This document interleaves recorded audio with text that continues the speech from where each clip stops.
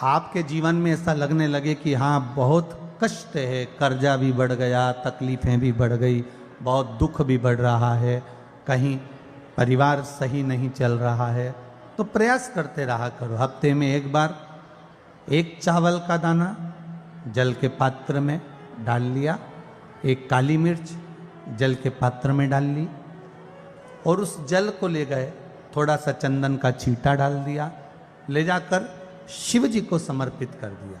शंकर को जल चढ़ाने के लिए 5 स्थान हैं जहां शिव को जल चढ़ाया जाता है और शंकर उस जल को स्वीकार करते हैं, जिसको पंचगंगा कहा गया। 5 स्थान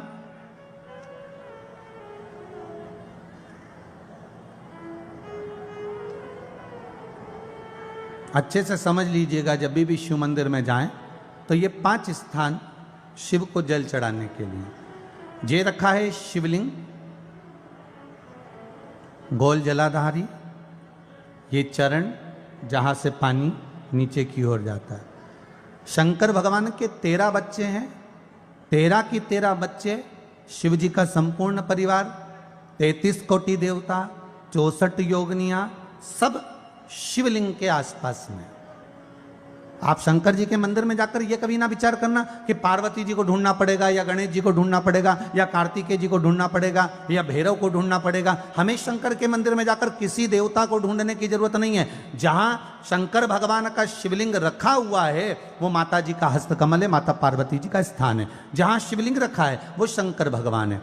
जहां जलाधारी है उस जलाधारी के पास में जहां पानी बहता है बीच में अशोक सुंदरी का स्थान है। जहां से पानी बह रहा है उसका राइट भाग वहां गणेश जी का स्थान है, लेफ्ट भाग कार्तिकेय जी का स्थान है। शंकर भगवान के ऊपर जो जल गिर रहा है वो शंकर भगवान की 5 लड़कियां, जया, विषहरा, शामली बारी, दौतली, देव, ये शंकर जी की 5 बेटियां ऊपर हैं। जहां से पानी बहकर उस निकासी से, जहां नाली बनी रहती है, पानी जहां से निकलकर बाहर मंदिर के जा रहा है वो 33 कोटि देवताओं का स्थान है। इसलिए सारे मंदिरों की परिक्रमा हो सकती है पर शंकर जी के मंदिर की परिक्रमा नहीं करते, क्योंकि वो जल जो जा रहा है वो 33 कोटि देवताओं का स्थान है, उसको हम लांघ नहीं सकते। वो स्थान जल चढ़ाते समय आप इसका स्मरण रखें। पानी का जब पात्र लेकर जाते हैं मंदिर के अंदर, सबसे पहले शिव जी का जो जलाधारी है उसमें राइट भाग पर अपनी मनोकामना कर कर जल चढ़ाएं, फिर लेफ्ट भाग में चढ़ाएं रोग मुक्ति के लिए। अशोक सुंदरी की जगह पर चढ़ाएं, ये तीसरा स्थान। चौथा स्थान माता पार्वती जी का जो कटी भाग है जहां पर शिवलिंग रखा हुआ है उस भाग पर जल चढ़ाएं, चौथा भाग। 5वां भाग शंकर जी के ऊपर चढ़ाएं। ये 5 जगह पर जल क्रम वाइज चढ़ाएं।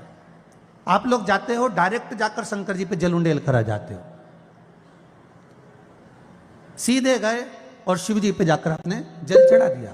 हमारे यहाँ शास्त्र कहता है जैसे अपन देवताओं की पूजन करते हैं तो पंडित जी सबसे पहले पूजन किसकी कराते हैं? जम के बोलो जरा, गणेश जी की। गणेश जी के बाद पूजन कराते कराते कराते कराते कराते कराते आगे के सारे देवता कराते कराते कराते कराते फिर जन पर पहुंचते हैं। आप डायरेक्ट मूल पूजन कराते कराते कराते कराते कराते कराते आगे के सारे देवता कराते कराते कराते कराते फिर मूल पूजन पर पहुंचते हैं। आप डायरेक्ट मूल पूजन पे पहुंच जाते हो। और सरल भाषा में समझ लो, जितनी सरल भाषा में समझोगे ना उतना अपने जीवन में उतर जाएगा। इस छत के ऊपर आपको चढ़ना है, निशानी रखी है,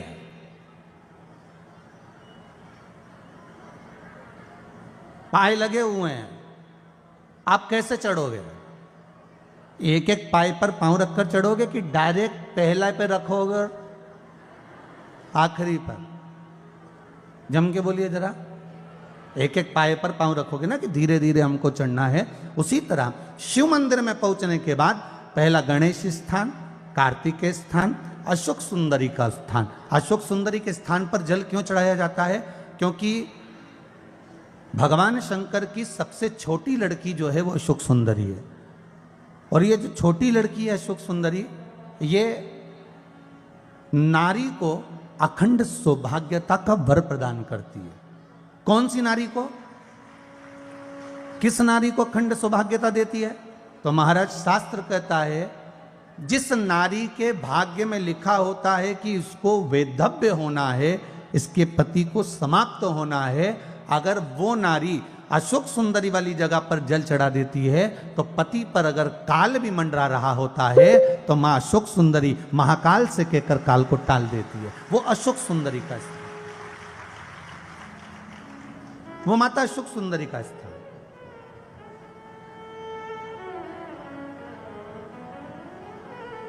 जल चढ़ाने का एक नियम है। यहां जल चढ़ाया, फिर कार्तिकेय बाबा को चढ़ाया, फिर अशोक सुंदरी को चढ़ाया, फिर कटी भाग पर। ये कटी भाग बड़ा विशेष भाग है महाराज, बहुत बहुत ध्यान दीजिएगा। जिस पति और पत्नी में विवाद होकर अदालत तक बात पहुंच गई हो और तलाक तक की नौबत आ रही हो, महाराज उनको जोड़ने के लिए ये कटी भाग मूल होता है। कौन सा कटी भाग? जहां पर शिवलिंग रखा है, जहां शिवलिंग रखा है ये कटी भाग मूल होता है। कहते हैं 5 सोमवार लिंग पुराण वर्णन कर रही है। 5 सोमवार कटी भाग पर जहां शिवलिंग रखा हुआ है, 3 उंगली में मक्खन लेकर कटी भाग पर मात्र फेर देने पर और उस पर 7 जगह चंदन लगा देने पर पति और पत्नी का संबंध कभी समाप्त नहीं हो सकता, वो जुड़कर ही रहेगा, प्रेम बढ़कर ही रहेगा। कटी भाग का बड़ा बड़ा महत्व है महाराज। शिवलिंग के कटी भाग पर स्वयं मां जगतजननी जगदम्बा अपने हस्त कमल पर भगवान शिव को झेली हुई। धर्म पत्नी से संतान नहीं, औलाद नहीं, बड़े दुखी है, बड़े दुखी। अच्छा, संतान नहीं हो, किसी नारी की गोद अगर, स्त्री की गोद अगर खाली रह जाए तो भी दुख होता है उसको कि मेरे घर में औलाद नहीं, संतान नहीं। हम कई बार कहे, आज फिर कहते हैं, ये टेस्ट भी बाद में कराना, सारी जांचें बाद में कराना। एक बार शंकर का भजन कर कर देख लो। सब जगह से अगर हार जाओ और सारे रिपोर्ट आपकी आपने सब दूर दिखा ली तो एक बार शंकर पर भरोसा कर कर तुम रुका जी का नाम लेकर सफेद आंकड़े की जड़ को शिव जी पे से रजस्वला धर्म के 7वें दिन 21 बार घुमा लो। नाम गोत्र बोलकर कमर में लाल धागे में बांध लो। पीपल के पत्ते शिव जी को चढ़ाओ, उठाकर लाओ। उस एक पत्ते को रात्रि को गाय के दूध में उकालो और उस दूध को दोनों पति पत्नी पियो। साथ रहिए, समय आएगा, बाबा चाहेगा तो 3 या 4 महीने में गर्भ ठहर ही जाएगा। सारे डॉक्टर को दिखा लिया अपनी जगह, टेस्ट भी करवा लिया अपनी जगह, पर एक बार प्रयोग, और वो विश्वास रखकर करना पड़ेगा। शंकर पर जो भी कार्य कर रहे हो आप, जो उपाय कर रहे हो आप, शिव का स्मरण कर, भगवान पर अगर विश्वास रखोगे, भरोसो दृढ़ इन चरणन कहो, श्री वल्लभ नक चंद्र छटा बिन सब जगमा ही अंधेरो। अगर भरोसा है तो शंकर है, और भरोसा नहीं तो शिव कहां से? विश्वास लेकर अगर आए हो तो काम तो होगा। ये लोग काशी से आए हुए हैं, विश्वास लेकर ही तो आए होंगे कि हम जाएंगे शंकर की कथा में तो बाबा कृपा जरूर करेगा। कई लोग यहाँ पर बैठे हुए हैं जो विश्वास लेकर आए हुए हैं, दूर दूर से आए हुए हैं, केवल विश्वास लेकर कि भगवान कृपा करेगा किसी ना किसी रूप में, मुझे विश्वास है कि बाबा मेरी सुनेगा। और फिर कहता हूं, कथा में अगर आपने मन लगा लिया, भले टीवी चैनल के माध्यम से श्रवण कर रहे हो, भले मोबाइल के माध्यम से श्रवण कर रहे हो, भले पंडाल में सुन रहे हो, बाबा से अगर दिल से आपने अगर कह दिया तो 3 महीना बहुत होता है सब कामना पूरी होने के लिए। मेरा बाबा आपको कुछ ना कुछ दे ही देता है, बस आपकी रुचि के अनुसार सुख प्रदान कर ही देता है। आप उस पर विश्वास, भरोसा, भटकना नहीं है हमको, मार्ग से विचलित नहीं होना। मान लो कोई व्यापार, कोई दुकान, कोई फैक्ट्री आपकी ठीक नहीं चल रही है, आप ठेला लगा रहे हो, सब्जी की दुकान लगा रहे हो, कोई दुकान खोल कर बैठे हो, कोई फैक्ट्री लगा कर बैठे हो, कोई व्यापार कर रहे हो और उस व्यापार में तुम्हें आनंद नहीं आ रहा, बहुत तकलीफ चल रही है, बहुत तकलीफ, सब कुछ करके देख लिया पर वो तकलीफ मिटी नहीं रही, तो थोड़े दिन, थोड़े समय किसी भी शंकर के मंदिर में बटकेश्वर महादेव के नाम से एक बेलपत्र चढ़ाने का तरीका जरा समझ लेंगे। आप अगर जिस दिशा में खड़े हो अगर आप शंकर के शिवलिंग के इधर हो तो बेलपत्री का डंडी का मुख आपकी ओर होना चाहिए। आप इधर हो तो डंडी का मुख उधर हो, आप उधर हो तो डंडी का मुख उधर हो, आप इधर हैं तो डंडी का मुख इधर हो। बटकेश्वर महादेव के नाम से शंकर जी के मंदिर में एक बेलपत्री पर डंडी का मुख अपनी ओर होना चाहिए। जो डंडी है इसका मुख अपनी ओर। बटकेश्वर महादेव के नाम से एक बेलपत्र शंकर भगवान को समर्पित करो बटकेश्वर महादेव के नाम से। और बेलपत्र चढ़ाने के बाद में जो तुम्हारे कलश में जो जल है, लोटे में जो जल है, वो 7 बार, लोटे का जल 7 बार, 7 बार से मतलब है अलग से लोटा भरना नहीं है, 7 बार उसी लोटे का जल जब बेलपत्र डंडी समेत समर्पित कर दें, 7 बार उस लोटे के जल को 7 बार बटकेश्वर महादेव का नाम लेकर अपनी मन की कामना कर कर बाबा से विनती करते हुए कि बाबा मेरी ये छोटी सी अर्ज स्वीकार करते, 7 बार उस जल को चढ़ाओ। लगातार कम से कम आप 15 से 20 दिन तक लगातार बटकेश्वर महादेव के नाम से चढ़ाओगे। ऐसी कोई दुकान और फैक्ट्री नहीं तो चले नहीं और आगे बढ़े नहीं और काम सुलझे। बटकेश्वर महादेव, भगवान शंकर का ये नाम, भगवान शिव का ये स्तुति, भगवान शंकर का ये नाम बटकेश्वर महादेव। स्वयं भगवान शंकर ब्रह्मा जी का जब सिर कटकर बड़का पेड़ बन जाता है और उस पेड़ के नीचे, वृक्ष के नीचे शंकर भगवान विराजमान हो जाते हैं, शिव जी उसके नीचे विराजमान हो जाते हैं, उसी का नाम बटकेश्वर महादेव पर। बटकेश्वर महापुराण की कथा कहती है, भगवान शंकर का चरित्र कथा है कि जिस बच्चे को, जिस मनुष्य को, जिस स्त्री को, जिस कन्या को, जिस बेटे को, बेटी को, बुजुर्ग को, महिला को, पशु को, पक्षी को, जानवर को, जलचर को, थलचर को, किसी को भी अगर शंकर जी की पूजन करना नहीं आए, आड़ी टेढ़ी भी कर देगा तो भी शंकर भगवान उसको स्वीकार कर लेंगे और शंकर उसको वर प्रदान कर देंगे। शिव उसकी पूजन को स्वीकार कर लेते, शंकर भगवान उसकी पूजन को स्वीकार करते।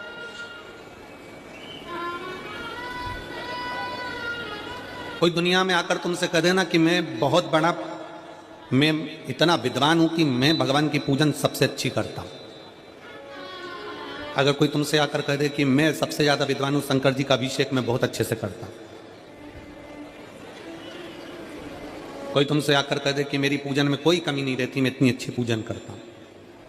कोई विद्वान से विद्वान व्यक्ति भी आकर तुमसे कह दे कि मैं शंकर जी का अभिषेक इतना विद्वत्ता में कराता हूं कि मैं शंकर जी की आराधना सबसे श्रेष्ठ कर सकता हूं, तो मान लेना कि शिव मिल नहीं सकते, शंकर नहीं मिल सकते। शिव जी की पूजन वही स्वीकार है जिस पूजन में थोड़ी सी कमी रह जाए। पूजा की थाली लगाकर पशुपति व्रत करने के लिए तुम मंदिर में गए, पूजा की थाली लगाकर तुम शंकर जी के मंदिर में पूजन करने के लिए गए, 16 सोमवार की पूजन कर रहे थे, संकट सोमवार की पूजन कर रहे थे, सोमवार का पूजन कर रहे थे, प्रदोष का पूजन कर रहे थे, सोमवार की अष्टमी का पूजन कर रहे थे, शिवरात्रि का पूजन कर रहे थे, सावन महीने का पूजन कर रहे थे। पूजन की थाली में सारा सामान जमा लिया तो भी मंदिर में जाकर कोई सामान याद आए तो समझ लेना कि तुम्हारी पूजन भगवान शंकर ने स्वीकार कर लिया।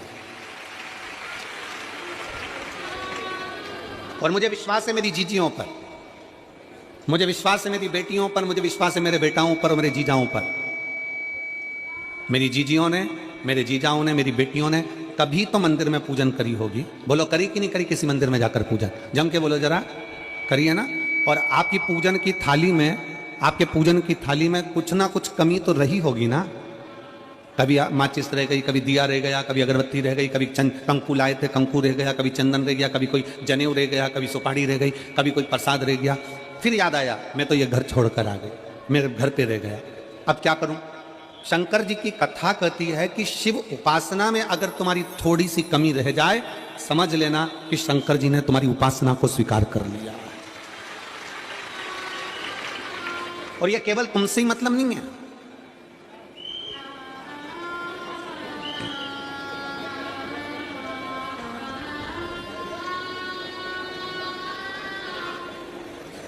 केवल आपसे मतलब नहीं है कि आपकी पूजन में ही, उपासना में कमी रह जाए। ये शंकर भगवान का वर है, ये शिव जी का वर है। किसको? भगवान नारायण को। जिस समय पर नारायण ने संकल्प लिया था कि सावन के महीने में 108 कमल के पुष्प रोज समर्पित करूंगा, सुनिए कथा सबने, 108 कमल के पुष्प भगवान नारायण ने संकल्प लिया कि मैं भगवान को रोज दूंगा। रोज 108 कमल के पुष्प मंगवाते देते। सावन का आखिरी दिन था, सावन का आखिरी दिन, और सावन के आखिरी दिन भगवान नारायण 108 कमल के पुष्प लेकर भगवान को चढ़ाने के लिए जैसे ही बैठते से ही जैसे ही चढ़ाने के लिए बैठे वैसे ही एक कमल का पुष्प कम रह गया। लक्ष्मी जी से कहा जाओ जल्दी से कमल का पुष्प लाओ। लक्ष्मी जी कमल का पुष्प ढूंढती रही, नहीं मिला। सब दूर देखा, सारी जगत में देखा, पर कमल का पुष्प लक्ष्मी जी को नहीं मिला। लक्ष्मी जी को कमल का पुष्प नहीं मिला। आखिरी में पूजन की थाली में कमल का एक पुष्प कम रह गया। भगवान नारायण ने अपना आंख निकालकर भगवान शंकर को समर्पित कर दिया। क्या निकालकर समर्पित करी? अपनी एक आंख। और जब भगवान ने अपनी एक आंख निकालकर भगवान को समर्पित करी, उस दिन का नियम है आज तक अगर पूजन की थाली में कोई कमी रह जाती है, पूजन में कोई कमी रह जाती है, तो एक आंख मतलब आखा चावल। आखा चावल जानते हो आप लोग? जम के बोलो जरा। आखा मतलब पूरा। हम आंख तो भगवान को नहीं दे पा रहे इस संसार सागर में, कलिकाल में। एक आंख के बराबर आखा चावल, एक आखा चावल पूरी पूजन होने के बाद शंकर जी को समर्पित कर दो। शिव भगवान नारायण की आंख के बराबर उसको स्वीकार कर लेते। भगवान शिव उसको स्वीकार कर लेते, शंकर भगवान उसको स्वीकार कर लेते, शिव उसको स्वीकार कर लेते। भगवान नारायण ने एक आंख भगवान शंकर को दे दी। शंकर भगवान ने अपना सुदर्शन चक्र भगवान विष्णु को दे दिया। भगवान शंकर त्रिनेत्रधारी हो गए और भगवान नारायण सुदर्शन चक्रधारी हो गए। सुदर्शन चक्रधारी 108 कमल के पुष्प में से एक पुष्प अगर छुपाने वाला कोई था तो वो देवाधिदेव महादेव थे। शंकर भगवान ने कहा भगवान विष्णु से, हे नारायण, आपके कमल के पुष्प को, एक पुष्प को मैंने छुपाया था। आज मैं वर देता हूं, जो शिव की आराधना करेगा, जो शंकर की आराधना में बैठेगा, उसकी पूजा की थाली में जान करके नहीं तो तुम घर पे कोई सामान जान करके छोड़ जाओ, जान करके नहीं, लेकर सब जाना। पूरी पूजन की थाली में अगर कोई कमी रह जाती है, शिव कहते हैं उसकी पूजन को मैं स्वीकार कर लेता हूं, उसकी पूजन को मैं स्वीकार। जान करके कोई कार्य नहीं करना है अपने को। नहीं तो तुमने सोचा कि पूजा की थाली में सब कुछ रख लूं, एक सामान घर पे छोड़ दूं। सीवर वाला महाराज जी बोला है, ऐसा काम नहीं करना। कई लोग जान कर जब घर से निकलते हैं तो कोई शुभ शकुन करना रहता है तो जान करके शुभ शकुन करते हैं। गाय को घेर के लेकर आएंगे, बछड़े को घेर कर लेके आएंगे कि आज ये जा रहे हैं तो इनके सामने से दूध पीती हुई बछड़ा और गाय निकलेगी तो शुभ शकुन होगा। अब वो तो अनायास कोई शुभ शकुन हो जाए। अचानक से कलश लेकर कोई स्त्री निकल जाए। जब हम नेपाल में कथा करने के लिए गए तो वहां पर कान वाले ने पत्र लिखा, और शायद नेपाल की कथा में वो पत्र आप लोगों ने सुना भी होगा। उस दुकान वाले ने अपने पत्र में लिखा कि गुरुजी, मेरी दुकान बिल्कुल नहीं चलती थी और मैं किसी देवता पर भरोसा नहीं करता, मैं कहीं नहीं जाता, पर 15 घर छोड़कर एक लड़का रोज प्रतिदिन 1 लोटा जल लेकर शंकर जी के मंदिर में जाता है और मेरा दुकान पे आने का समय वही टाइम होता है। वो लोटा लेकर निकलता है और मैं दुकान की ओर बढ़ता हूँ। दोनों का मिलना थोड़ा आगे होता है। गुरुजी, जब से वो 1 लोटा जल भरा हुआ कलश मेरे सामने से निकल कर जाता है, तब से मेरी दुकान चलना इतनी प्रारंभ हो गई कि मुझे पीछे पलट कर नहीं देखना। अब ना उस दुकानदार ने उस लोटे वाले को कहा कि तू जल लेकर जा, उस लोटे वाले ने भगवान शंकर की कथा को श्रवण करा और एक लोटा जल लेकर शंकर के मंदिर में जाना प्रारंभ करा। संसार के ऐसे कई शिव भक्त हैं जो अपने घर से एक लोटा जल लेकर शिव जी के मंदिर में जाते हैं। कोई सुबह सुबह निकल कर जा रहा होता है, भरा हुआ लोटा उसके सामने से निकलता है तो शुभ शकुन हो जाता है और जाते हुए का कार्य सफल हो जाता है। अपने आप मंगल शकुन हो रहा है, अपने आप मंगल शकुन हो रहे हैं।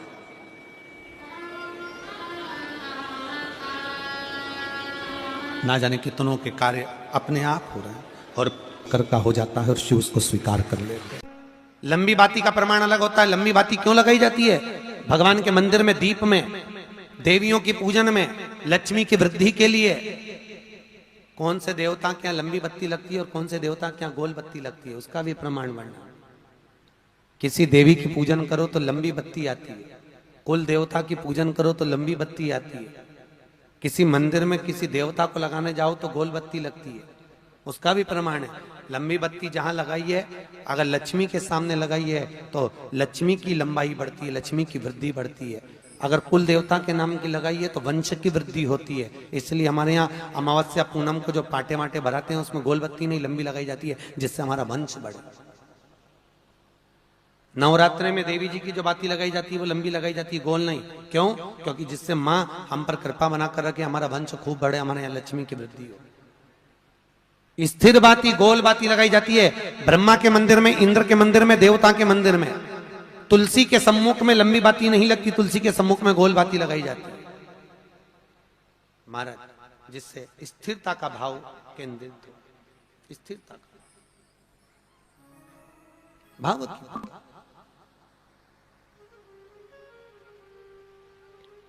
पीपल के वृक्ष के नीचे कभी लंबी बाती नहीं लगती, बड़ के पेड़ के नीचे कभी लंबी बाती नहीं लगती, आंवले के पेड़ के नीचे कभी गोल बाती नहीं लगती। आंवले के वृक्ष के नीचे लंबी बाती लगना चाहिए, धन की वृद्धि, सुख समृद्धि। तुलसी के पौधे के नीचे लंबी नहीं लगती, गोल बाती लगती।